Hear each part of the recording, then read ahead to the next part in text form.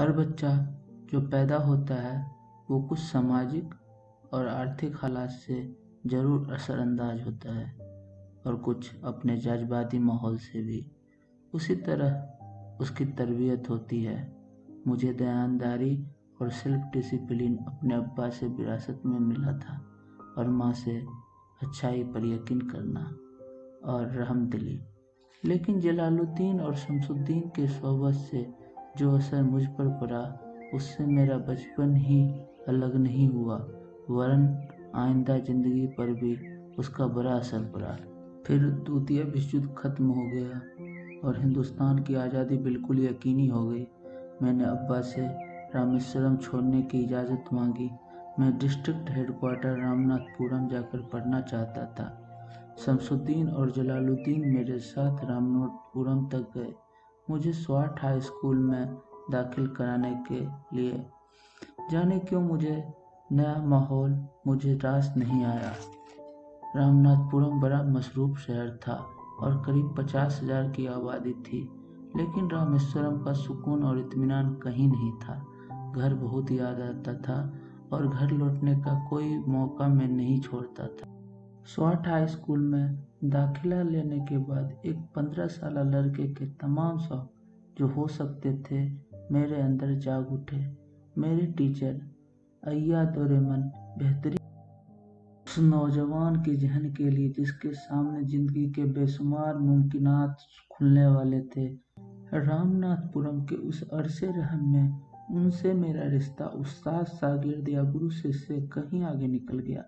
अय्या दोराई कहा करते थे, जिंदगी कामयाब होने और नतीजे हासिल करने के लिए 3 ताकतों पर काबू पाना बहुत जरूरी है: ख्वाहिश, यकीन और उम्मीद।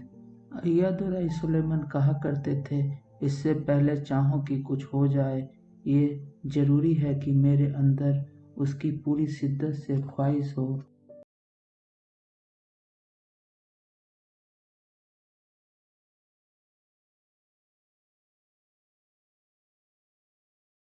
समंदर में कुंजों और बोगलों को ऊंची उड़ान लगाते देखता था तो मुझे उड़ने को जी करता था। मैं एक सादा गांव का ही तो लड़का था, लेकिन मुझे यकीन था एक दिन मैं कुंजों की तरह बुलंद उड़ाने लगाऊंगा, बुलंदी पर परवाज करूंगा। और हकीकत यह है कि मैं रामेश्वरम से उड़ने वाला पहला लड़का। स्वाट स्कूल से तालीम खत्म करते करते मेरे अंदर खुद एतमादी बच चुकी थी और मुझे यकीन था मैं जरूर कामयाबी हासिल करूंगा। मैं तालीम आगे जारी रखूंगा, उसमें कोई दूसरा ख्याल नहीं था। सन 1950 में इंटरमीडिएट पढ़ने में जब बीएससी डिग्री के लिए मैं सेंट जोसेफ कॉलेज दाखिला लिया तो हायर एजुकेशन के मायने बस इतना ही जानता था। ये नहीं जानता था कि हायर एजुकेशन के लिए कुछ और भी हो सकता है। ना तो ये जानता था कि साइंस पढ़कर फ्यूचर के लिए और क्या क्या मौके हासिल हो सकते हैं। बीएससी पास करने के बाद नहीं जान पाया कि फिजिक्स मेरा सब्जेक्ट नहीं था। मेरे ख्वाब को पूरा करने के लिए मुझे इंजीनियरिंग में जाना चाहिए था। पता नहीं क्यों कुछ लोगों का ऐसा ख्याल है साइंस आदमी को खुदा से जुदा कर देती है, लेकिन मेरे लिए साइंस एतमाद, विश्वास और रूहानी तकसीन की वजह रही।